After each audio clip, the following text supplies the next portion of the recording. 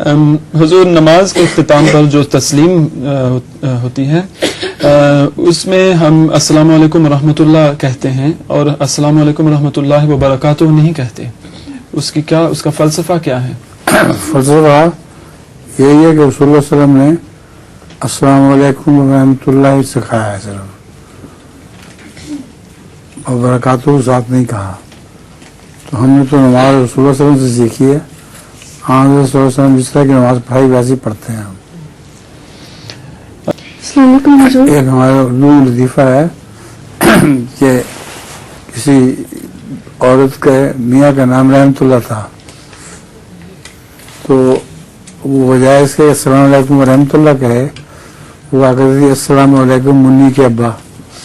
اس کی بیٹی تھی نا منی، تو اس کا ابا تھا رحمت اللہ کی بجائے اس کو منی کے ابا کہا کرتی تھی.